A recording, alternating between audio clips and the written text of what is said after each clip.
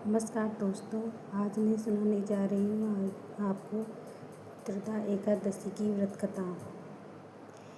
आज श्रावण मास की उत्तरदा एकादशी है। जो भी महिलाएं इस व्रत को सच्चे मन से करती है तो उसको अवश्य ही पुत्र प्राप्ति होती है।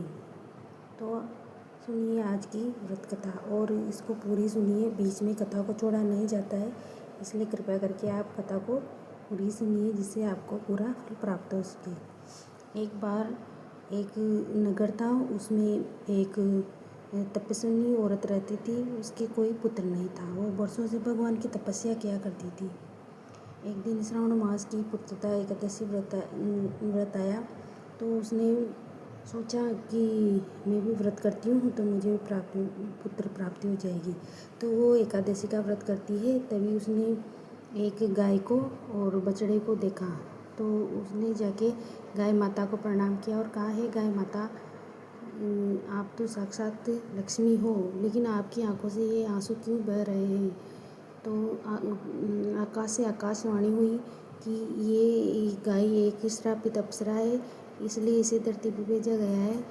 तो ये इसको भी अगर भगवान की कृपा प्राप्त हो तो इसको इस श्राप से मुक्ति मिल सकती है।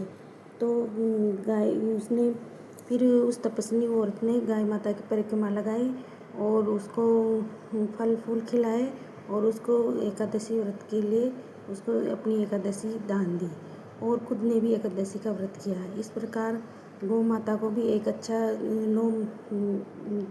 11 महीने बाद अच्छा बछड़ा प्राप्त हुआ जिससे उसे मुक्ति मिली और महिला को भी समय के साथ 9 महीने बाद एक पुत्र की प्राप्ति हुई। पुत्र प्राप्ति से महिला बहुत खुश हुई और पुत्र बड़ा ही भाग्यशाली, तेजस्वी और आज्ञाकारी था।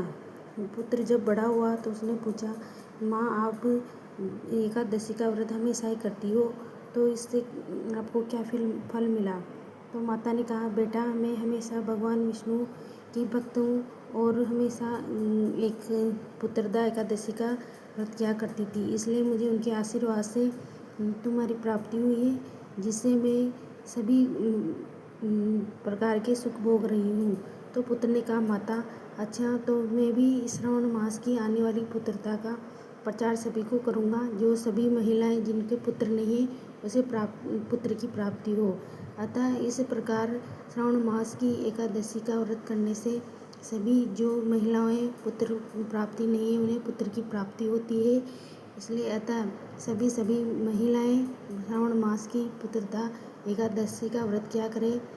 भगवान विष्णु को तुलसी का भोग लगाएं, मिश्री का भोग लगाएं और सुबह प्रातः काल उठकर एक वचन लें कि मैं एकता तुलसी का व्रत करूँगी जिससे मुझे पुत्र की प्राप्ति हो जाए और इस प्रकार की मान्यता लेकर भगवान विष्णु का व्रत करें। इसी के साथ ये कथा समाप्त होती है। सभी बहनों से याचना है कि कथा को पूरी सुने और श्रावण मास की पुत्रदा एकादशी का व्रत क्या करें, इसका महत्व सभी को बताएं। जय लक्ष्मी नारायण, जय विष्णु। ओम भगवते वासुदेवाय नमः। चैनल को लाइक करें, सब्सक्राइब करें।